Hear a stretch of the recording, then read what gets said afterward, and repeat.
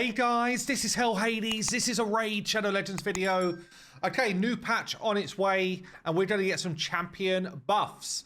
2 legendaries going to be buffed in this patch.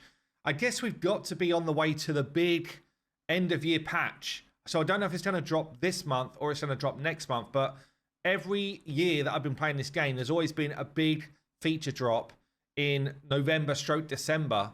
And they did kind of like hint towards it when I did the developer chat just recently. So I just wonder which direction they're going to go. I've done a video on that, but I do think it could be aimed at a faction war kind of like revival, like a next step for faction war. That's where I'm kind of putting my bet, but interesting to see what they do. So it might be next patch, might not be, but we'll see. But for now, we've got 2 champs that are going to be buffed up. One of which is actually a fierce, sweet looking Lego. So we have got King Gorg. His weapons are some of the best weapons, honestly, in the game. They're so badass, it's insane. Yeah, really, really sweet. So he's already been buffed once before, by the way. This guy's had a buff already, and he's like, I want a bit more juice. So they're going to buff him again, and I think he needs it. He's not quite there yet. So with the following changes, King Gorg's damage output have been increased across all of his active skills, reinforcing his role as a damage dealer in the current meta. So we've got an A1 currently, double hitter, 35% chance to place a stun. It increases to 50% if the target's turn meter is equal or below 50%. So basically, if they've got a while before they take a turn, he's got a better chance to place a stun. So saying here, his A1 now has a higher chance to place a stun. Okay, I'm just going to go on to the actual... They kind of give an overview, and then they talk about the skills specifically. So we're just going to go into the specifics here. So this is changing from 35% to 50%, and then buffs up to 75%. And they're changing it, so if the target's turn meter is higher than 50%, which is a more... Is it more likely? I guess it's a more likely situation. But yeah, basically more chance to stun. That's all we're getting. And we're getting a damage increase on the A1. A2, still a quad hit. Each hit, so it's going to change from each crit has a 50% chance of decreasing the cooldown of the big skill. But they're changing it here to each hit will ignore 20% of the target's defense. Oh, and then they've still got the same line for the crits, reducing the cooldown. So straight up just getting a 20% ignore defense on this skill, and he's getting damage increase on this skill as well for a quad hit. Interesting. Okay. And then we've got the A3. So currently ignores 20% defenses. I think this was his last buff, actually. Will ignore a further 5% defense for each buff on a target. And they're changing that to will ignore a further 5% for each buff on this champion. So if this champion's got a bunch of buffs, he's ignoring more defense.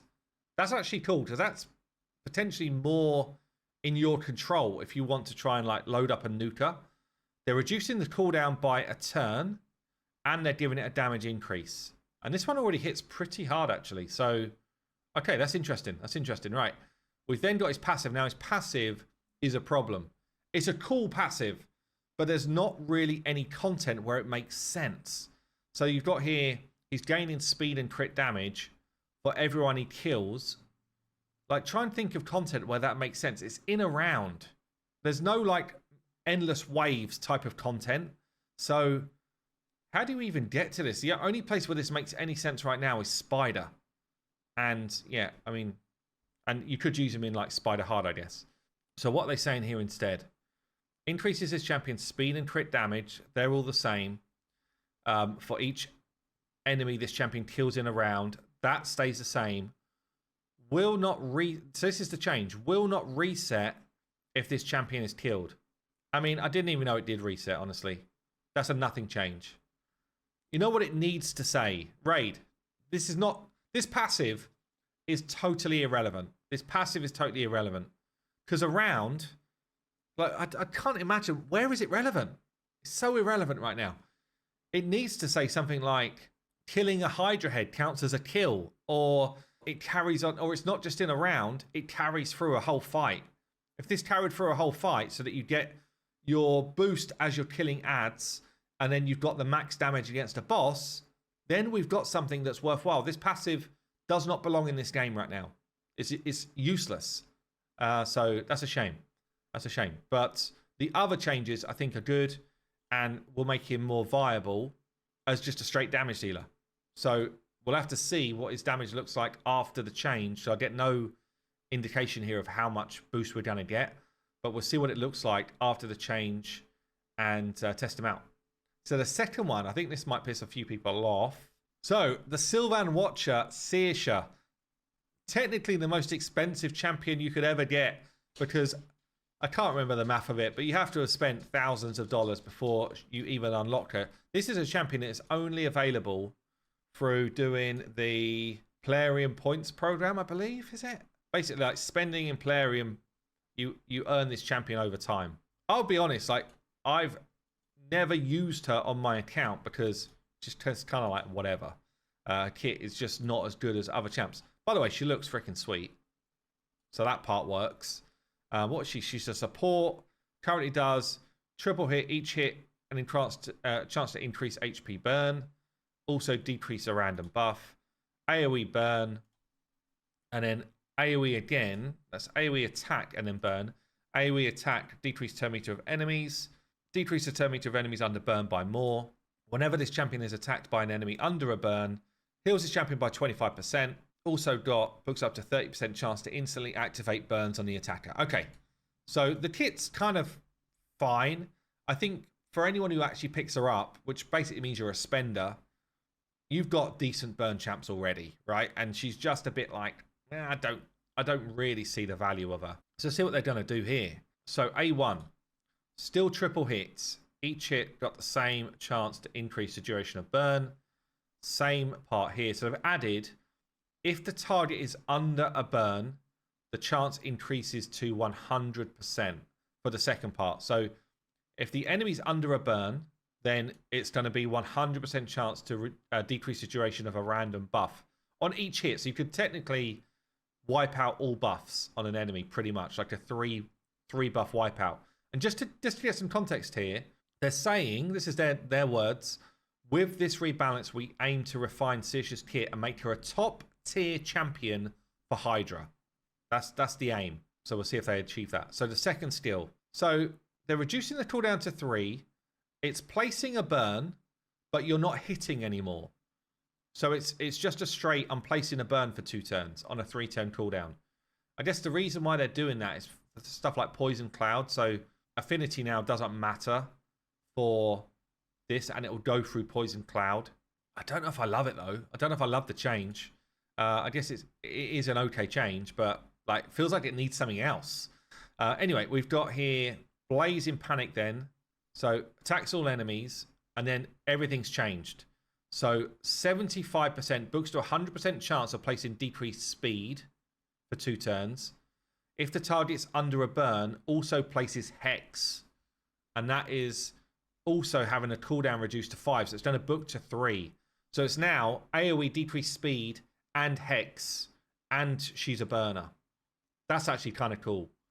Decreased speed, Hex, and burn in one champion is pretty cool for Hydra for sure. We've then got the passive. So all of this part is the same. So whenever this champion's attacked, under burn, heals her and heals all allies by 10% of the damage received. So a bit like a Vogoth heal.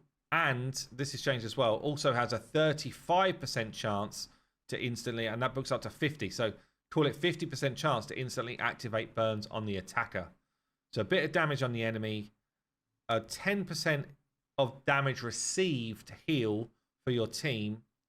And she gets a 25% heal as well of the damage received. I just want to see what that Vogoth heal is, actually. What's his percentage? 50% of the damage received. 50. Right. Why are you throwing out a 10 when this epic with that skill is healing his team for 50? And let's be clear, because it's damage received, like, if you've got 100k health and you get whopped for 50k, let's call it, healing for 5k, I mean, and that's unrealistic as well, by the way. It's more likely to be a 20k hit at best, at most, if you've got a decent build. Call it 20k. So your team are getting healed for 2k. It's literally nothing. That number is too low. That number's too low. I don't know. Is she suddenly going to get playtime? Maybe. So the burn, hex, decreased speed combo is good. A bit of healing, a small bit of healing for your team. If that healing was decent, then I think she would get a lot of playtime actually. But the healing is underwhelming, which means that she's not your healer, which means you need a healer. You know, that's the thing. It's like you have to fit different roles into Hydra. She's now delivering on a couple of roles, which are good, but she's still not delivering on enough. Like if I compare her to, and it's a good comparison actually, Earstrid. Earstrid's a great Hydra champion, right?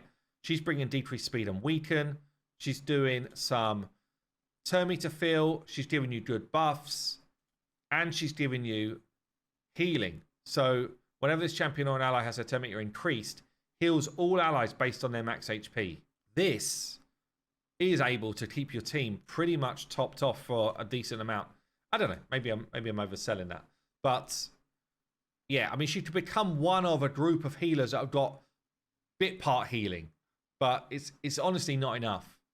If this became the Vogoth number, damn, suddenly we got a champion. Like, just thinking, I know Grazure is obviously a legendary, so he is a big boy version. But look, heals all allies by 70% of the damage received, 35 on boss attacks.